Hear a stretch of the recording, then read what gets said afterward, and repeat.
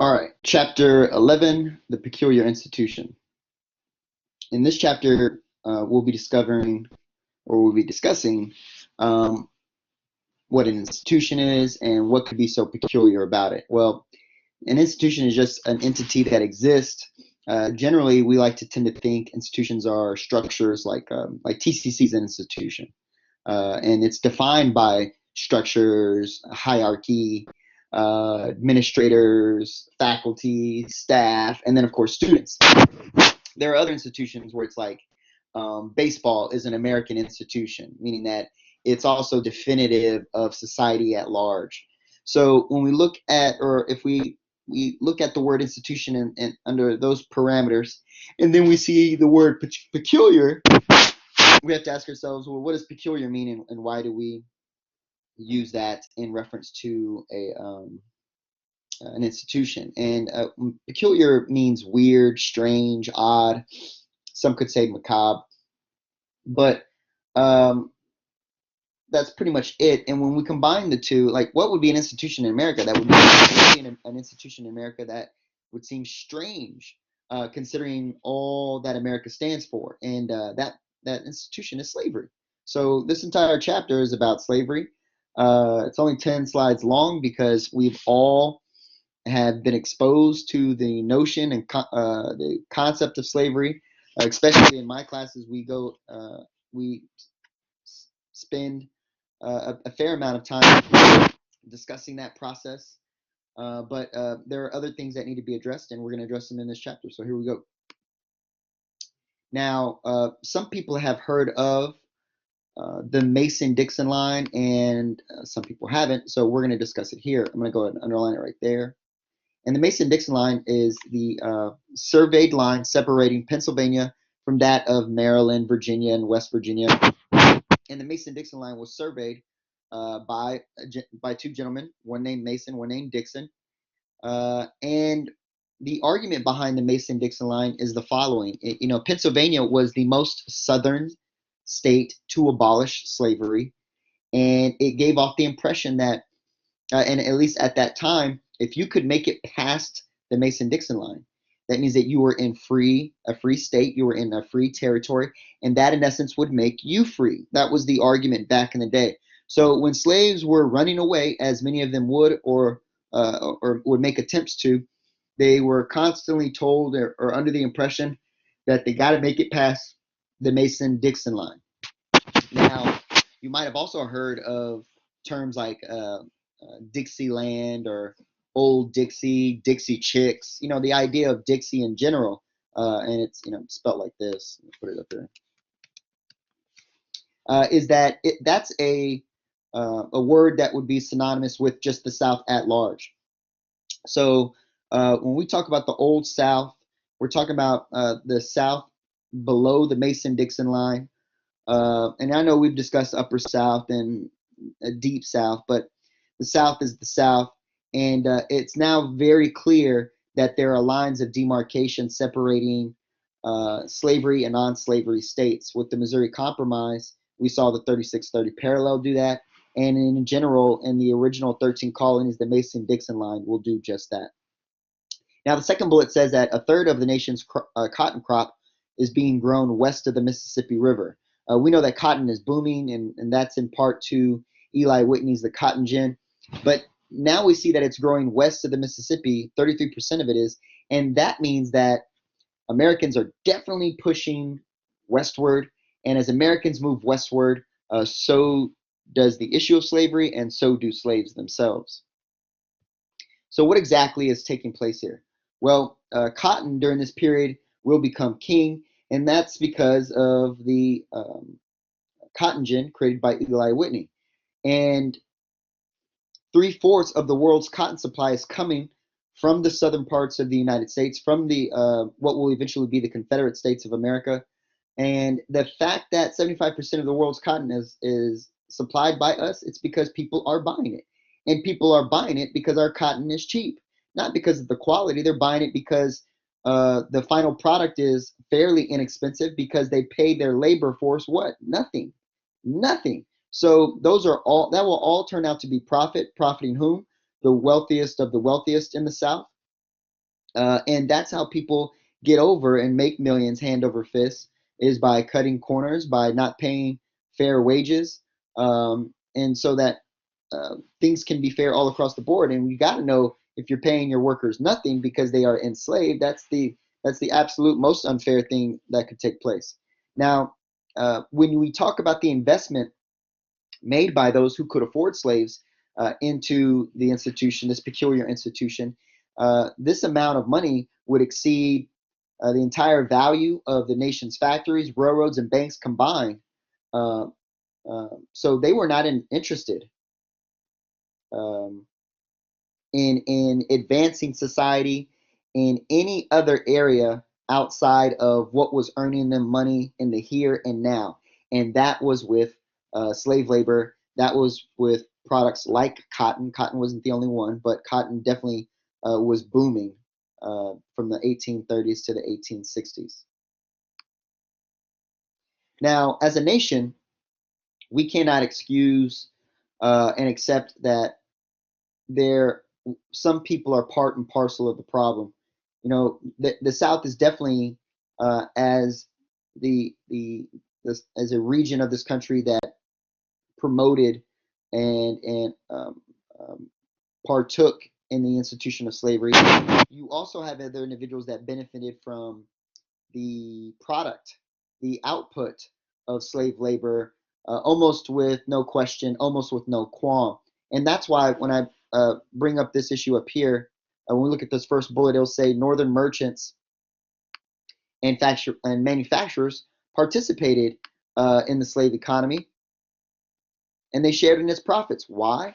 Because many of the industries up north would take the raw materials from the south and produce a finalized product. And then because they bought the cotton so in such an inexpensive manner, they would then be able to sell their product in an inexpensive manner, or maybe even sell it for a higher cost, and then to turn a greater profit. You never know. But the bottom line was the following: that the lords of the loom, which would be individuals, merchants, and manufacturers up north, they relied on cotton supplied by the lords of the lash. So, guys are part and parcel of the problem. Nobody is without criticism in this situation. As much as I would like to criticize Walmart for this and that because they pay their workers this and they pay their workers that, or a lot of their products come from China and China's workers are paid like this and China's workers are treated like that. I'm in Walmart every day, so, as much as I like to talk that talk, man, at times it can be hard to walk that walk. Uh, and many people in America, as much as they might have detested slavery, they could find themselves seeming a bit hypocritical when they were producing products that were enabling or in concert with this peculiar institution. Again, the Southern economy put all their eggs in one basket. Slavery led the South down a very different path of economic development than the North.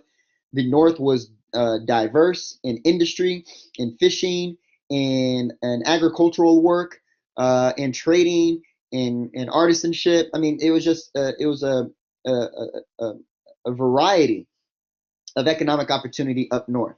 Whereas in the South, they purely were focusing on the production of raw goods. And their focus was on that peculiar institution, which would limit the growth of industry. It would discourage immigrants, because why would an immigrant go down south and compete with labor that's free 99? And also inhibit technological progress, because if at any point in time there was a new technological invention, you wouldn't want it out there. You would put it on the shelves, because then you just invested all this money into a product, which would be the slave. Why in the world would you want a machine out there that would in essence displace the product, the slave, when you've already made that type of investment? There have been conspiracies, or there has been suggested evidence that there are products on the market, whether they're technological or even in medicine, that there are products that companies have spent billions, maybe who knows the amount of money, in research and development for that product. And so, therefore, they want to see that product on the market. Now, let's say they have a better product and it's already in the works or it's already done. Well, they'll put it on the shelf and they'll say, no, no, no, we got to exact our opportunities with this project we've already established. And then once we're done with it, then yeah, we'll bring the next product down, and then boom, now we have the iPhone XS. Whoa! Now we have the iPhone X Max Super Plus Ultra. Whoa! And you don't think they already got that iPhone 12, 13, 14 lined up, ready to go with all these other different things and options to provide us? It's just we understand that that's planned obsolescence in technology, but they were doing it with human lives. Now, in regards to medicine, pharmaceutical companies and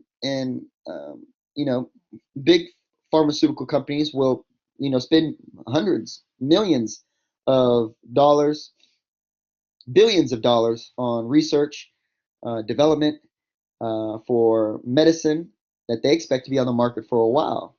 Now, if they had a market that would, if they had a drug that had less symptoms or this or that, well then, but they've already invested a great deal of money on one particular product. You've got to know that they're going to probably put it on the shelf and just wait, make sure we get a proper return on our initial investment, and then we can move forward. That's just the reality of society at large. But in this sake, it is the Southern economy. It's just at odds. It's completely at odds with the United States at large, or I should say the North. Now, I want to talk about the planter class and the reality of slavery down south that often gets misunderstood. We have to know, and it says right here, that the smaller slave owners didn't own a majority of slaves, but they made up the majority of masters. And that's just it's probably oddly worded, but the idea behind that is that the majority of owners held just a few slaves, whereas a small minority of slave owners, a smaller slave owner class, if you will, owned almost all the slaves. So you have this very inverted, and I wish I had, can we put shapes up in it? Oh, great. It's almost like, oops, let me see if okay, cool. I didn't know I could do that. All right, so here we go.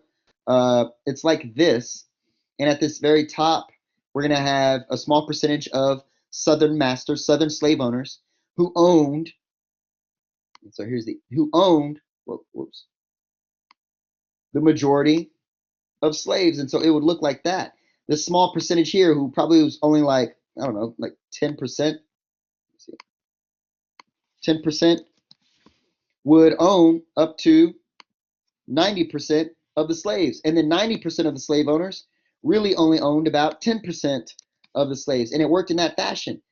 So like this whole notion of every slave owner was Mr. Candy from Django Unchained, that's just absolutely not true. More people operated on small farms, local farms, and you probably had like 2 to 3, if you will, or hell, maybe even 10. But the majority of slaves on these large plantations, they were in the hands of a few. So now, once we understand that process, then we go to the next process, and that 3/4 of the South never ever owned slaves. So when you hear people say, "My great parents never owned slaves," and you may find that hard to believe, but in reality, that's probably the truth. Now, that doesn't mean they didn't want to own slaves. I bet they wanted to own slaves because owning slaves was like a stunting mechanism. You had a slave, and that meant that you were of a particular class, you were of a particular wealth, you had that type of money. No, not everybody owns a helicopter, but I bet you did. I bet you wish you had one. It's like only a select few of individuals can own helicopters. So, like, when you look in that capacity, only 25% of Southerners actually own slaves. And then of that 25%, the top 10% of that 25% own the majority of them. So it wasn't, again, what I want to stress about this, there's like a mythology around this notion that slaves were everywhere and that everybody owned slaves. And that just simply wasn't true. When you go and look at the numbers, they aren't there. These are the numbers as established by historians, by records. And when you look at those numbers, it definitely tells a different tale. And you do have to consider class as well as race in our society as early as capitalism was founded. So this is the planter class in the South. Again, just because they didn't own slaves doesn't mean that they didn't want to or had a desire to.